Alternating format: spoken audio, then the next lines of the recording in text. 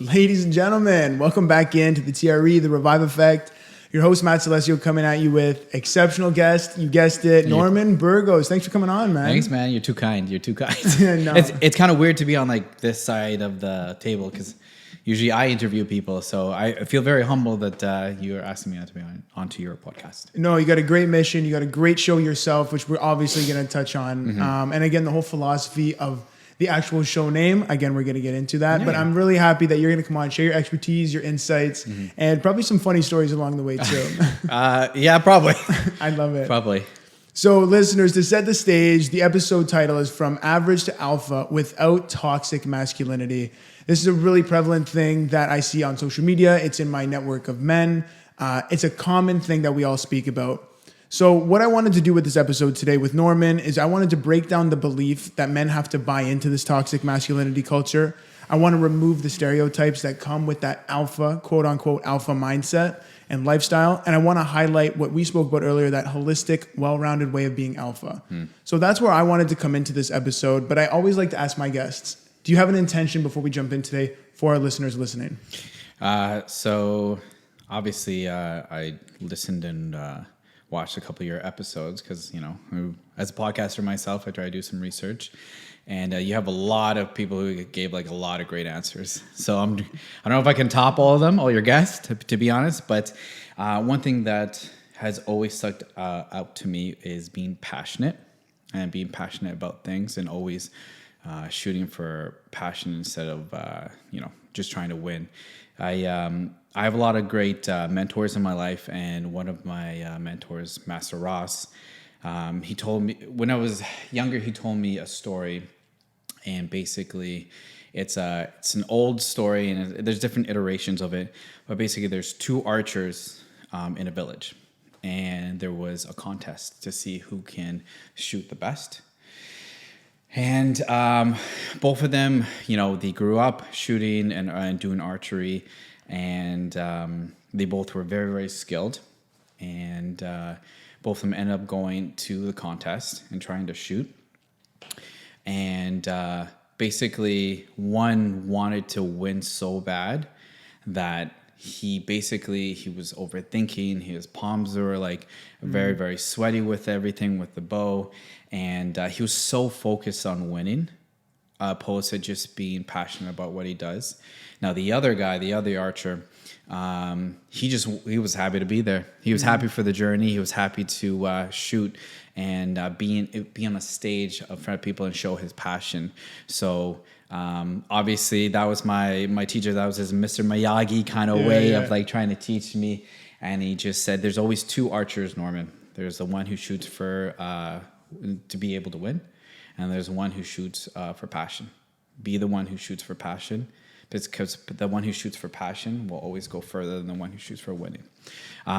So that's always stand out to me. Like always, always, always be the archer who shoots for passion first. So guys, shoot for passion. Man, you're going to open up the floor with that wise intention. That's sweet, man. I appreciate it. No, but that's always stuck out so much to me, because like the reason why that story resonates so much with me is because my martial arts teacher, I love martial arts, and he used to joke around. He's like, you need to try less. Like every time we would try to learn a new skill, a new movement, a new combo or whatever, he's like, just try less. It's okay. It's okay.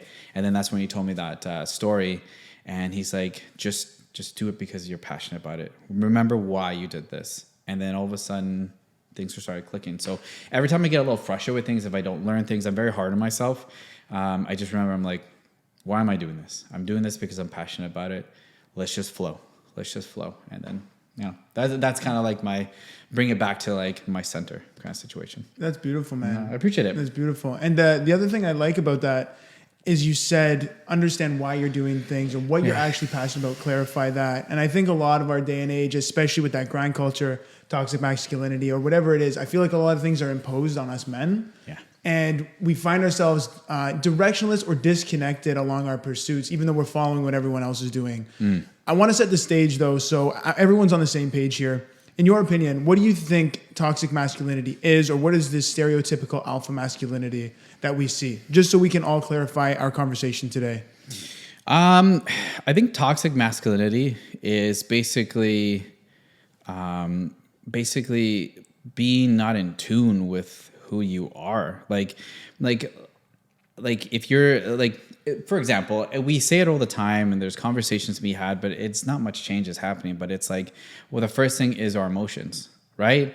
We're always told, man up, you know what I mean? And there are certain situations that you need to compartmentalize and push through, and then, you know, feel what you need to feel at that at that moment. But like, it's about masking, like people are masking their emotion, or men are masking their emotion, and that leads to not seeking help, which in turn goes to like mental health and stuff like that, which is so sad in general. A lot of people I know we talk about it, but I don't think we talk about enough how much mental health there is on men, especially especially with movies. You know what I mean? Like the amount of guys I know, like fuck, I gotta look like. Can you swear in this podcast? Yeah. Okay, my bad. But they're like, I want to look like Chris Hemsworth. I want to look like that and whatever. And like, there's a lot of body dysmorphia. Huge. That comes with that. And I'm not gonna lie, like I felt it a couple. Like I love superhero stuff, right? And there's a couple of times, you know, I've been working out. I'm feeling myself. I'm my nutrition's on point. My workouts are on point. Progressive overload is doing great.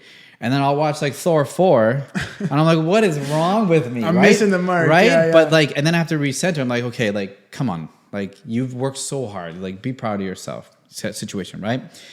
So I think masking those emotions is not good. It's good to feel what you need to feel, and then obviously be strong, learn, and move forward. Another thing I think is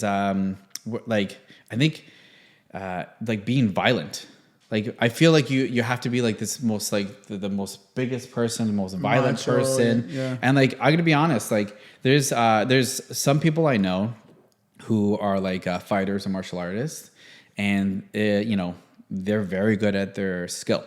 But when it comes to man-to-man conversation, confrontation, can't look at me in the eyes. You know, like that's not an alpha to me. You know what I mean? Like, sure, we can fight, but how about we have a civilized conversation? You know what I mean? Man to man, let's figure this out. So I feel like, you know, masking the emotions, I feel like trying to be violent and violence is a big thing. And I think, to be honest, I think like men need to understand, like we deserve to feel like kings, but you have to understand that you need to earn that crown also. Ooh. Right? You need to be able to be good to others. Like learn to be merciful, learn to be understanding, learn to when you're wrong. Like true leaders lead in humbleness and humility, right? Good leaders know how to be led, right? And like listen, whenever I see a man or I meet a guy who like I can tell that you're not confident, that hurts my heart, because it's like like when I meet other men who are like that, I'm like, I just want you to feel strong. I want you to remember who you are. I want you to remember you're a king, you're a gangster. Okay? But I think toxic masculinity, like if you're not willing to talk about what you feel, if you're not willing to like just like be calm and think about like what you did wrong, a lot of humility, then you'll never grow to the person that you deserve to be. There's a huge learning curve. In my personal opinion. Yeah. You know, I'm going to add on to that. One thing that I've definitely realized in our day and age, especially with toxic masculinity, alpha, grind, whatever that is, a lot of it is pushed by like lack and scarcity and not being enough, right? You're never having enough money. You're never having enough women. You're never having enough gains. Whatever it is, it's always from this place of never enough. And I find like looking back at my journey, for whatever facet of life, anything I was doing was to fulfill something that somebody else told me I should want. Whether that's a gym, do I want a jacked body, or did they just tell me that? Do I want a gajillion dollars in 15 businesses? I don't know. Is that what I'm being told? But as I started to build more of a self-concept and get more internal validation from myself, I find a lot of that stuff that they tell you you're not enough, or you don't have enough, or you don't look a certain way, it doesn't shake you as hard. I understand who I am. I understand what I actually do desire, back to what you just said with the intention in the beginning. And I'm not as shaken or put down as much when I hear that information coming from whatever it's social, my network, my friends, family, whatever it is. I'm able to be like almost unshakable in my pursuit. You know what I'm saying? Yeah, I totally agree with that. To push back that a little bit, I think it's okay to feel not enough to a certain degree. Like some of the best athletes, business owners didn't feel enough, and they wanted to pursue greatness. Now, you have to be honest with yourself and like, is it becoming something toxic, right? Like how many stories we hear of athletes like, I just, I want to get to that next level and I want to be somebody, right? It's okay to not feel not like enough. And I think that goes back to understanding your emotional, like a lot of people talk about being intelligent, reading books, but what about emotional intelligence? Mm-hmm. You know what I mean? There's that saying, you can read all the books in the world, but if you can't read yourself, then it doesn't matter. Right. Ooh, so that's good. Thank you. But it's just like, understand you want to be better, understand that where you are. But also just like, I think kindness is to yourself is a big thing. And like, listen, I'll be fully honest. There are tons of times I'm not kind to myself. Like I'm not trying to be like, on my high horse.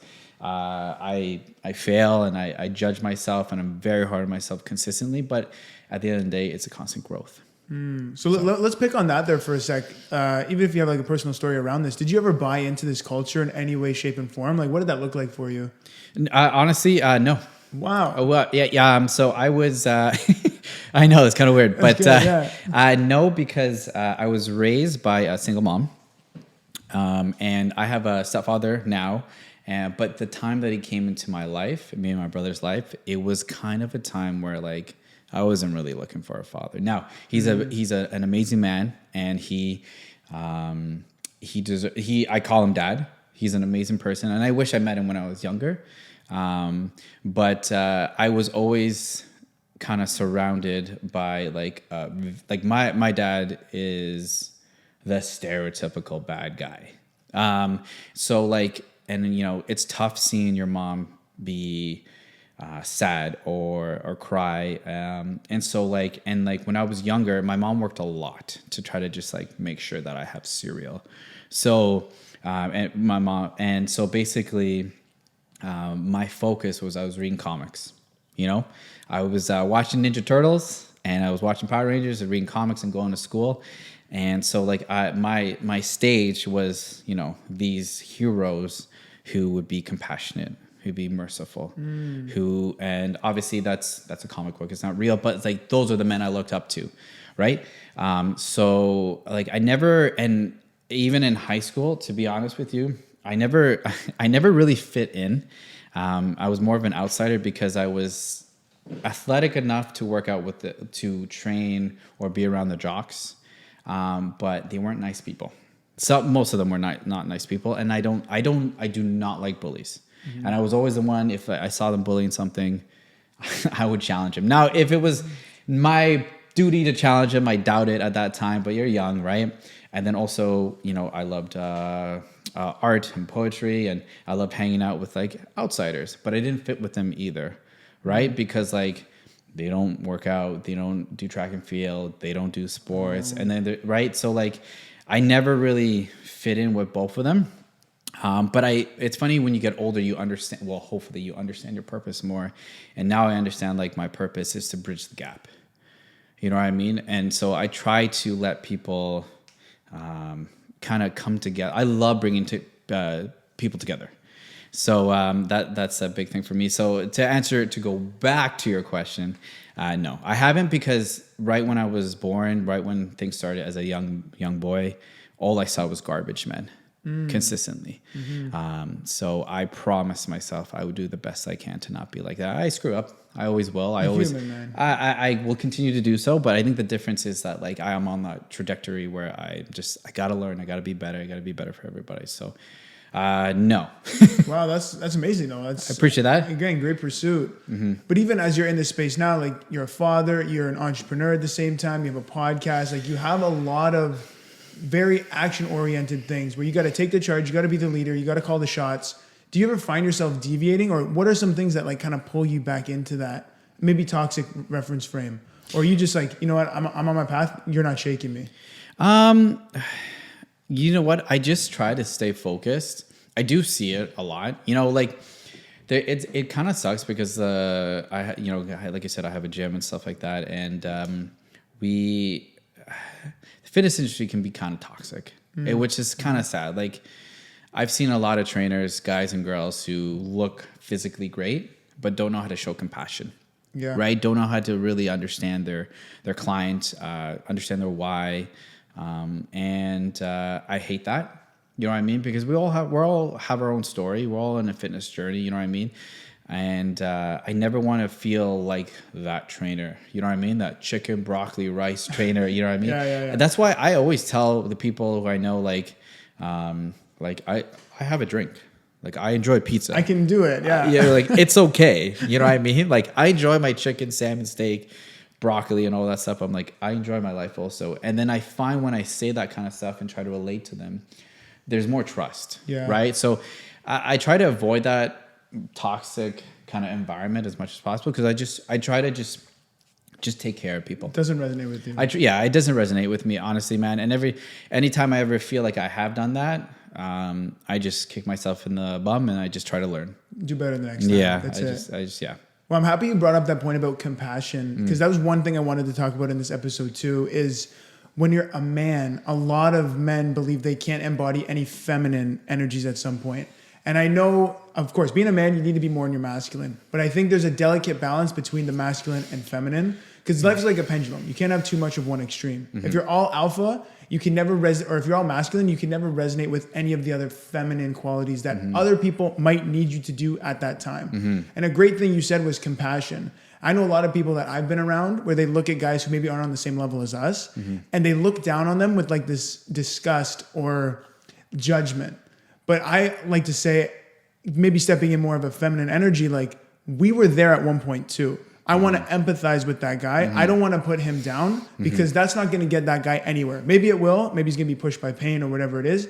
But if you were to able to empathize with them, nurture it a little better, and actually have an adult conversation with them, again, maybe more in a feminine energy, that caring, nurturing, compassionate, I think it would go a much, much further way rather than just bashing them. What do you think? Yeah, I mean, nothing. Well, okay. Well, first of all, those guys, I don't really agree with that. Like, all due respect towards those guys, you will never be the person you deserve to be if you don't understand compassion. Again, men deserve to feel like kings, but you have to understand, kings show compassion, kings show love, kings show mercy, kings also stand their ground, and the balance, and that, right? So I think I just don't agree with that, and that's in order for a person to grow to be the person they need to be, they need to show all aspects of their emotional intelligence, right? So I personally don't disagree with that. If they want to have a conversation with me, they can. Yeah. But I don't know. And with that side, I have a daughter, and I feel like, when men have daughters, there's a certain side that gets unlocked. It's like when you're in a video game and like you get a new achievement unlocked and you get new armor. You know what I mean? And that's what I feel. It's like when a man is blessed with a daughter, you have an opportunity to create a relationship with a female that is very, very different than anything else. And it makes us so much stronger. Like, if you look at I love movies. Do you like movies? Of course. Okay, so I love movies, okay? And like, look at these like tough, rough exterior men. When the writers try to build a new level of like interest in the character, they give them a daughter. Like, why is that? It's because a daughter will challenge them and also like give them different compassion, different perspective on things.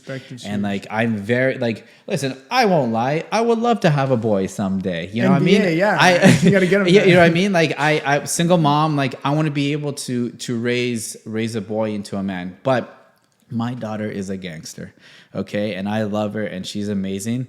And she's probably going to be way stronger, way better than me. And that makes me so happy, because being able to create, like, show that compassion and, like, listen, I try, I go out with my buddies and we'll go to the forest and we'll camp and do all these manly, quote unquote, manly stuff. But when I'm in front of my girl, I'm going goo goo gaga. You know what I mean? I'm not doing the most manly thing in front of her, man. But it doesn't matter to me. Like if a man wants to look down on me upon that, then cool, bro. Peace be with you. Merry Christmas. So I disagree with that, but that's okay. Yeah. Well, the thing that you said makes you stronger, that I resonate with quite a bit. And then relating that back to emotional intelligence, when a guy is very triggered or he lashes out very fast, whether it be through violence or most of the time it's violence or aggression to put you down, to me, that's very delicate, because if you have an unshakable frame and someone triggers you in any way, shape, and form, a real man wouldn't lash out, right? We had this conversation earlier. Like, I'm not going to get into a fight unless it's absolutely warranted and I have to do that.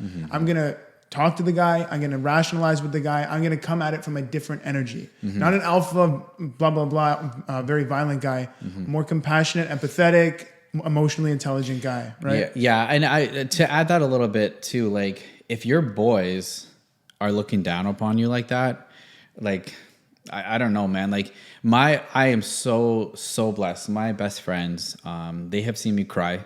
They've seen me be through some serious stuff in my life, but we've also been in, we talked about this, we've also been in a couple of fights in general, like bar fights and stuff like that. So like we've been there for each other. We've literally taken a punch or bled for each other, and we don't judge each other for it. Like, we have such an unshakable bond. You know what I mean? If I'm in a fight, my boy will, he'll defend me right away. My wedding day, you know what I mean? It was a very big moment for me. And, I tried to keep it in when I was saying my vows, but obviously, they're my vows, and my voice shook a little bit, and my boys were there to support me. To be honest with you, men who can support men in their emotions are real men, in my personal opinion. Like, there's nothing wrong with that. No. And listen, there's a time to quote unquote man up. But I think man up to me just means like, okay, we got to deal with what we got to deal with right now. And then after, we got to feel what we got to feel, and we got to move forward. I don't think it's just like put it away. I mean, you look at it at like people who, police officers or firefighters or whatever, like, they don't seek help sometimes. Right. And, sometimes whether it's suicide or just depression in general, like, those guys go through a lot, and they deserve to be heard. Right. And not feel judged. Not feel judged at all. No man should feel judged. No person should feel judged. No person. Anyone. Should feel judged. But I mean, we're talking about men. So like, I'm just, that's my personal opinion on that. No, it's huge. And I'm launching a program with this guy, John Sendham. I'm excited for you. Yeah. So it's all about it's a men's mental health program, like literally dedicated towards men. And one of the big patterns that kept coming up between him and I in this collaboration was the fact that men don't reach out. They think it's weak. There's a stigma around it, whatever the case is. But when they do, they go, that's when I find the most growth, the most freedom. And the other thing that's really cool is when you do open up and you put this shit on the line, the guy you're usually saying or talking to will say, me too. 100%. And that's where you connect, man. Yeah. You're 100% right. There's a saying, true strength is vulnerability, and vulnerability is true strength. You can't have one or the other. Right. So I think the more vulnerable you are, now I'm not saying like go and cry about it or whatever. Like, if you need to cry, if you need to feel it out, like, that's okay. Process it. But be vulnerable. You know what I mean? Be vulnerable with a person that you don't want to be vulnerable with, that you trust, obviously, or you feel like you can trust. And most of the time, to be honest with you, they'll give it right back to you in a positive way. So, and if they don't, then you don't want that person in your life, man. To be honest. Yeah, shed it. Right. Well, here's where I get curious, and I'm playing devil's advocate now. I can hear a lot of men maybe listening at this point in the conversation saying, I disagree with a lot of things that we're saying right now, especially on the emotionality, the vulnerability. They go, addressing these things almost makes men weak. Do you agree with that, yes or no? No. So, perfect example is Dave Goggins. Okay. David Goggins talks about crying, talks about being emotional, talks about hating himself. Go tell that man that he's not a man. I'm not going to do that. Go tell that man. You know what I mean? Yeah.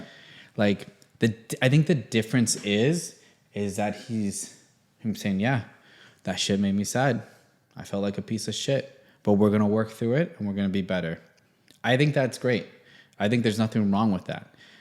If you're going to look down upon men for feeling emotions or like having trauma in their life, then you're a piece of shit. Sorry, man. I'm not speaking for you, but for me, like I'm here. Listen, I'm here to rise people up in general. You know what I mean? I'm here to help you grow. I'm here to support you.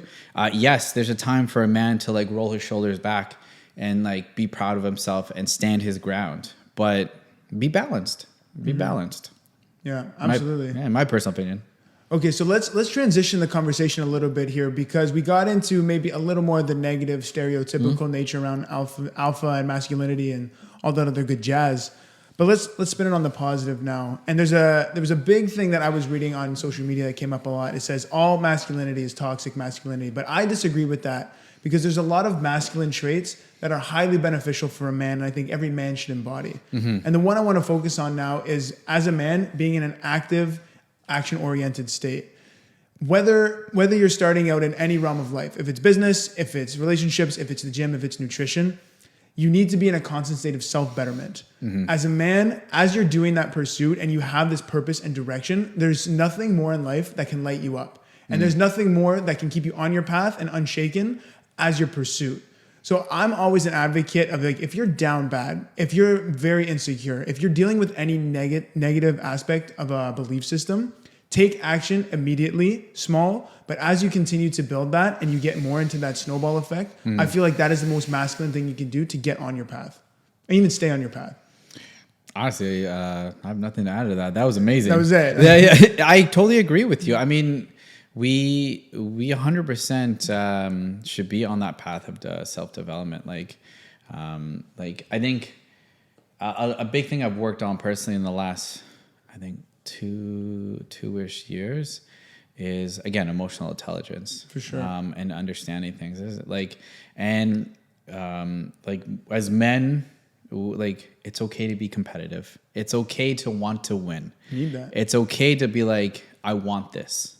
You know, there's masculinity. It can be such a beautiful thing. You know what I mean? Like when I provide for my family, when I protect my family, like, I can't explain the reward that feels. You know, I think us men have such great abilities to do beautiful things and protect people and be good to people and like help people like grow and rise. And I think you should not stay away from that, right? And then like, I'm just trying to echo to what you're saying. Like, everything you're saying is absolutely right, and the self-development and you just have to keep going. Like, we can do beautiful things consistently. You know what I mean? But I think, to be honest with you, I think men are cursed with ego. I find that men are cursed with ego more than women. It's not like I know all women in the world, but all men that I know could be better, or I've ever met who have failed, they have an ego. I think there's something, I don't know, whatever you believe in life, I think we're cursed with ego. And I've had it a couple of times. But if we just put that ego aside and work, there's nothing wrong with having pride. I think people try to maybe kind of demonize pride. Always have pride in what you do. Always have pride in yourself, respect in yourself, right? Ego, nothing good comes from ego. Ego's a place of lack, right? Exactly. So I think ego is the man killer in a lot of ways. I love that fact about pride there, Norman. And I'm going to add one more thing to that too, is a big masculine trait that I've definitely cultivated myself over the last little bit and has really helped me is developing a self-concept. And just to quickly paint the landscape for that, is a self-concept is understanding what you value, what you will tolerate, what your boundaries are, who you are as a man. And when you build that self-concept, you understand how to act in certain scenarios. You're not pulled and pushed into like the waves of the world. A great example, I'll give them, one of the best examples is when I sometimes go with my entrepreneur group for dinner or whatever, a lot of them, again, they're high value men. They know what they want. They all have the great self-concept. But when we go for dinner, a lot of them order like the steak, the lamb, like this and that, like these great big meat portions. I just don't eat meat. Again, I'm not going to bash them for it or whatever. It's just, I don't do that. Now, if I didn't have a strong self-concept in that scenario, I'd be like, I'll get the steak too. Meanwhile, I go, no, give me the tofu bowl. I'm good with that. Give me the tofu bowl. Give me the tofu bowl. I want the veggies. I love it. But a lot of the time, I'll get some backlash. They'll be like, dude, what are you eating there? Like, what is that? I have a friend, all that makes fun of that. He goes, what is that? Like, just a look of disgust. But because I have a good self-concept, I know that I value animals and the ethics behind it. I value my health. And again, this is just my perspective on eating. I'm going to eat that tofu bowl, whatever anyone says at the table. And for me, that's very masculine, but it goes the same way. Whatever you're doing in life, when you're not shaken, when you're not bothered by the opinions or the requests of others, I feel like that's when you really cultivate that self-concept, that masculine frame. Well, first of all, amazing for you. I totally agree with you. I totally agree with you with all those things. I mean, you need to know yourself, and you can do all these things to impress all these people. But if you're not comfortable with yourself and you're vegan. Yeah. Okay. Yeah. Okay. You're vegan. Cool. You're still a cool guy. There you go. You're still a man. Yeah. I still would buy a beer for you. Yeah. You know what I mean? Doesn't make you any less. I just maybe I got questions. So oh, why? Why'd you become a vegan? Yeah. Maybe I got questions, but I don't know. I think that's silly. I'll just say that's silly. But the self-concept, again, it's like that anchor for anyone. It doesn't have to be veganism. It can be No, whatever, 100%. Yeah. You need to know, you need to have pride in your values, and that's okay. If you're vegan or whatever, then yeah, great. That's cool. Yeah. Tell me about your day anyway. Yeah. You know what I mean? Whatever, it's not even a thing. Exactly. And but I agree with you. You need to have that core value on yourself and that concept of yourself. You got to know thyself. Know thyself. Know thyself, right? So I agree with that. I think that's great, and I support that. Thank you, man. No, it's great. And I'm gonna add on one thing about that self-concept before we keep this conversation transitioning. Is a lot of people, they'll say how do I build a self-concept? What does that even look like? Where do I start? To give someone the best piece of advice is just put your phone away, put the music away, put the TV away, and go think for a second. What do you like? What do you not like? If you were in a scenario, would you tolerate, make up scenarios, would you tolerate that, yes or no? And slowly piece together a narrative of who you want to become. And then as you define that, act in alignment with that. And then over time, you naturally step into that new self-concept, that natural self-image, internal validation. So it comes from a lot of introspection. Uncomfortable at first, don't get me wrong. A lot of people don't like to be with their thoughts. But I promise you, once you break through that, the self-concept, the frame, the masculine energy, it comes. It just comes. I totally agree. Stillness is key. Stillness is key, right? If you can't be alone with yourself, with your thoughts, and challenge your thoughts, then you can't grow, right? You have to challenge your thoughts, but you also have to be, no, this is what I stand by. This is what I do. And I think that's masculine. Thank you, man. I like that. So let me pull something together from our earlier conversation. Before we were even at the studio today, you said not everyone does alpha moves 100% of the time. Yeah. And you said we all do beta moves at some point in our life. So what would a beta move look like? Just paint a little example for us. So so it's funny. It's my business with my business partner, we have a gym called GetAlpha Athletics, and then we have a podcast called GetAlpha Mindset. And it's funny. I feel when your business is surrounded by alpha, I feel like you kind of have a target on your back. Amen. Right? Yeah. I feel like a little bit when people meet me, they're like, "I thought you'd be taller." I'm like, "Oh my gosh, you're really tall." Well, I'm like, "Okay, sorry, bro." But I think. Truly, I think there is no alpha. There is no alpha. I think everybody has alpha traits. For example, if there's something you were hiding or lying from somebody, and you have a conversation with them, or let's say, you were hiding you did something wrong towards somebody. You have that conversation with somebody. That's an alpha move.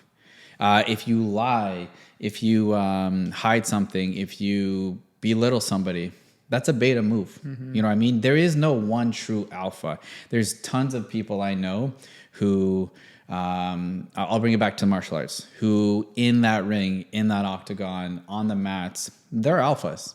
They're piecing guys together. But when it comes to communication, when it comes to respecting their boyfriend, girlfriend, they're not doing it, and that's a beta move. And I think everybody has an opportunity to make alpha moves, and I think you learn and you progress. But a beta move would be basically not being merciful. A beta move would be putting somebody down. A beta move would be not understanding, other person's perspective, right? An alpha move is being like, okay, I don't agree with this person, but let's understand. An alpha move is, I feel bad for this person, not in a pity way, but just I want to help this person. An alpha move is being loving and understanding and sacrifice. Excuse me. I think I've had tons of conversations like, what is an alpha? And I know a lot of people will tell me being an alpha is being selfish, and I call that a load of shit, to be honest with you. Even you go back to like, you know how they say like, I'm an alpha, I lead the pack. So actually in that world with wolves, the alpha is at the bottom of the pack. And the reason why is because they make sure everybody is safe. Real alphas lead from behind. They make sure everybody is okay. The wounded, the sick, the young, they take care of them in silence, right? The betas, the loud ones, the omegas, they're at the front. The reason why at the front is they're being attacked first, and they have to earn that spot to be an alpha, right? So I think that whole I lead the pack, alpha, whatever. Okay, well, real alphas in that jungle or whatever in the forest lead from the back. So I think that's very interesting when I hear that kind of stuff. But that's my personal opinion on it. Yeah.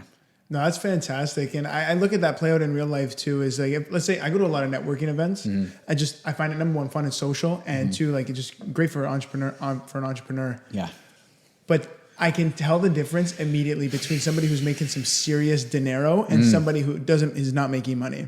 The guy who's making serious dinero, he's laid back, he's chill, he's asking me about what I do. And every time I ask him, he goes, yeah, I work in sales and this and that. Like, it's pretty good. I like what I do. Flexible, freedom, very low key and chill. But the guy who maybe is just starting out first, I do this, I do that, I'm making this much money, I'm doing blah, blah, blah. So the bark is louder than the actual internal. And that's one of the best ways I find to find like a smoke screen over like what real confidence is, true confidence versus perceived confidence, right? Yeah, I mean, even to like dumb that down a little bit on my side is I have a friend who is just as short as me, and when we were younger, we would go to bars. Like tall guys, would go to the girl, and you know that joke, guys who are 6'2", the only personality they have is that they're 6'2". You know what I mean? I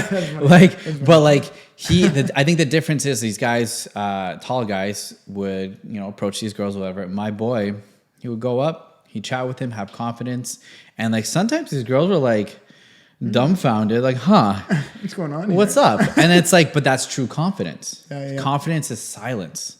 I don't got to tell you I'm confident. I'm confident. You can feel it almost.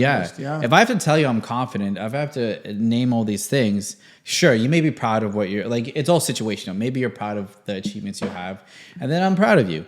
But if you have to consistently say it to everybody and bring other people down to say your achievements, that's a solid no-go. Not confident. You know what I mean? So it's funny. My boy is like, he's confident in silence, and and girls. I remember girls would be like, this guy's cool. I like him. What's your number? Yeah. And so we would just always joke around, like, and I think that's just a perfect situation of that, and personally. Yeah. Do you ever ask him how he embodies that confidence, even with that perceived notion of like, short guys? You ever ask him? Yeah. We've had conversations, but it goes back to exactly what you were saying before. He just knows who he is. He knows he's a guy who can keep a conversation.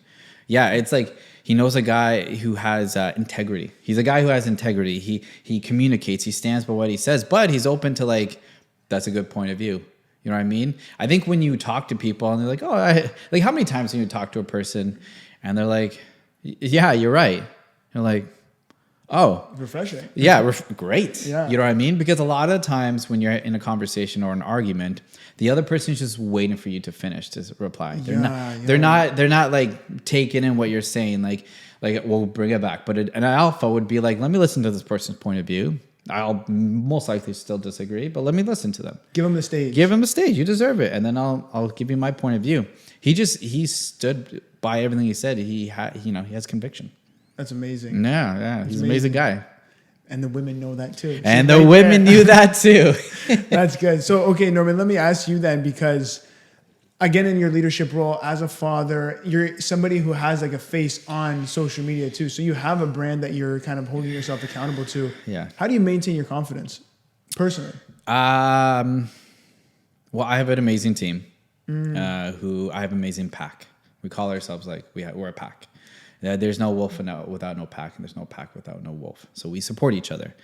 But I remember my losses, and I remember getting through those losses.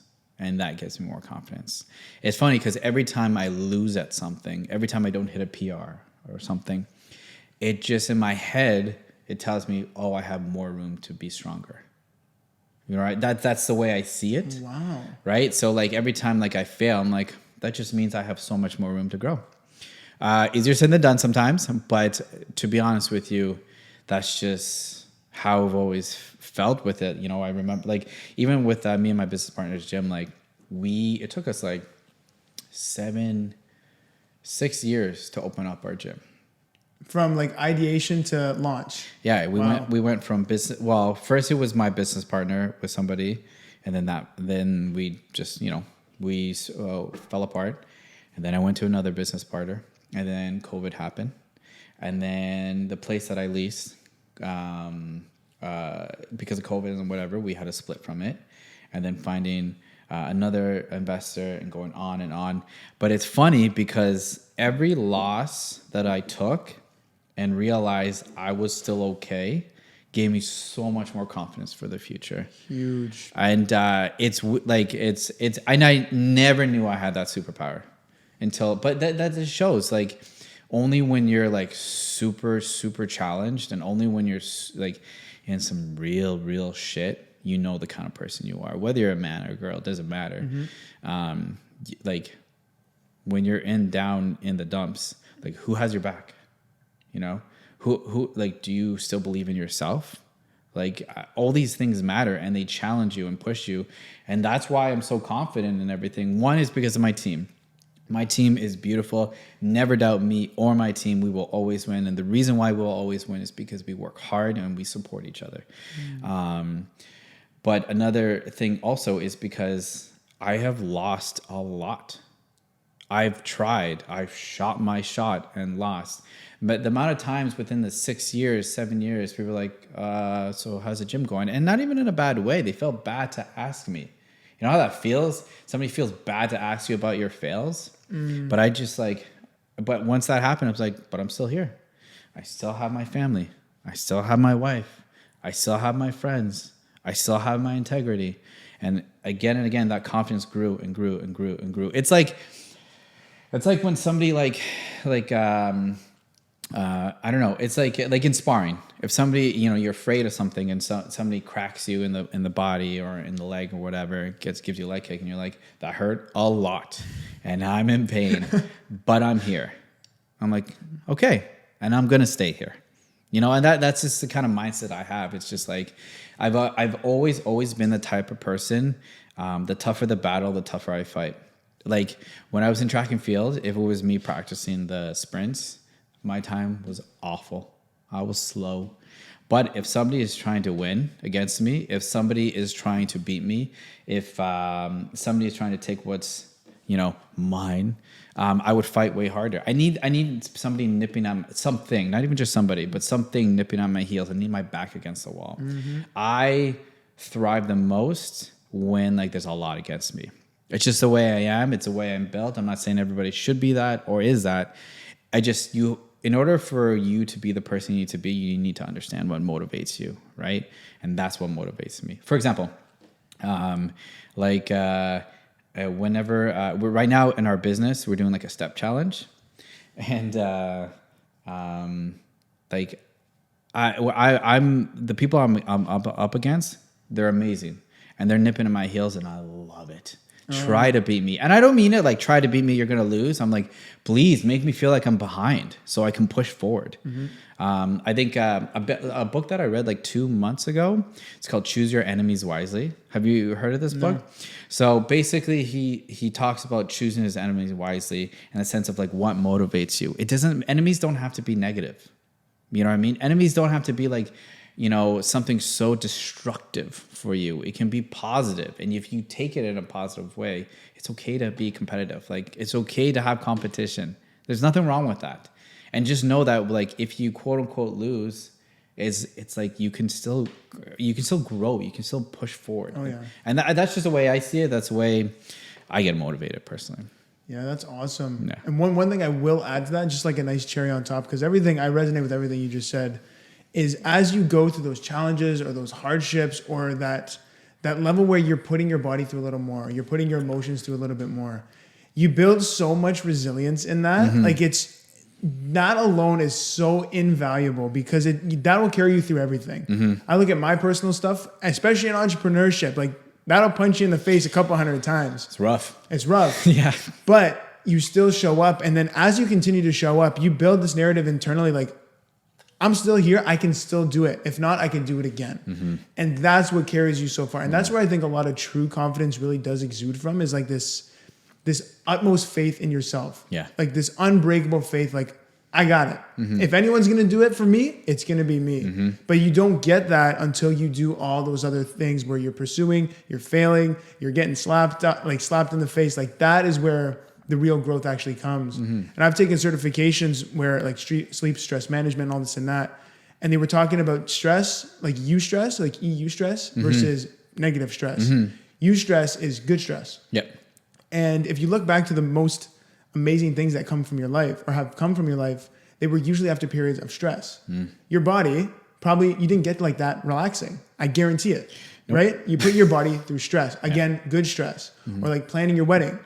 I can't imagine that was a walk in the park. Very stressful. It was mostly my wife who planned the wedding. So okay, let's use your wife in this example then. Yeah. Like, she was very stressed throughout that process building it, but look what comes from the fruit. 100%. The best things lie on the opposite side of stress, but you won't get to that side until you seek that discomfort and take that action to overcome it. And that's where your life will change. That's when your confidence will 10x. And that's when you honestly will you'll feel alive. You'll feel alive. And that's like, I agree with you. Cherry on top. 100%. 100%. That's a very good point. And I think people should really like understand that, and hopefully that resonates with them. 100%. Yeah. Now, Norman, let's wrap up with this last question here. And I think this is like one of the best questions to wrap up with. And you said this in our earlier conversation. You said alpha is not a destination we arrive at, but rather a constant journey. So tell our listeners why that's an important distinction. I think it's important because it's like there is no perfection, right? Like, I think people, the more honest they are with themselves, alpha-wise, like everybody, like sometimes you won't get over all your trauma. You will never be perfect. You will never know enough information. You will never be strong enough. But know the beauty and gifts in trying, right? Like I said, there is, like, at the end of the day, I don't know when I'm on my deathbed when I'm thinking to myself, like, I am an alpha. I don't know if I'll get there, but I promise you from now until that point, I will try so fucking hard every day to do that. And I think it's like one of those stereotypical things. It's like the person who enjoys the journey rather than destination will walk way farther, And that's the way I feel about it, that I think being an alpha is not a destination that anybody can actually really achieve, but I think it's a journey everybody deserves to be on. Process, the pursuit, yeah. And it kind of, it really relates back to what you opened with your Archer story. That's literally... Yeah, I guess so. Wow. Look what we did. Look at that. I didn't even plan that. We brought it back. That's freaking crazy. That's awesome, Norman. No, your insight's invaluable. Great perspective on this. Now, I want to give you the stage for our listeners before we wrap up. Where can they find you? Who do you work with? How do you help them? I want to give you the stage here. That's really sweet of you. So me and my business partner have a gym in Aurora, Ontario. It's called GetAlpha Athletics. It is a gym that is open. We're a private gym for gym memberships, but we also do classes. I think the difference with our classes, though, is that we actually focus on like machines, weight training, compound lifts. You will not see a burpee at our gym. Not that there's anything wrong with burpees, but we don't really do it too much. And we really try to educate you and teach you. And our community, our pack is beautiful. We also have a podcast called GetAlpha Mindset Podcast. The audio is on Spotify. The video is on YouTube. And oddly enough, that's not fitness related. We try to talk to anybody and everybody who has an interesting story, who's an alpha. We had the conversation. I had a person on who was basically kidnapped and became like a drug mule, and she escaped. I had the mayor of Aurora on. We've had a therapist on. We've had a person who, like a cop who's tried to get people out of gangs. We have that. And I think that's it that we have, but we just try to inspire, and we try to make people feel better. I don't ever want to suppress people, and I don't ever want to make people feel less. Whenever a person needs me, I will always wear my cape around them. So, love it, man. That's fantastic. And listeners, everything Norman said, we're going to link YouTube, Spotify, website, Instagram. Appreciate it. Everything. So click those show notes below. Head over to his stuff. He's got some great content, and he's just a good, honestly, 10 out of 10 guy. So Norman, thanks for coming on the show, brother. I appreciate it. I appreciate you, man.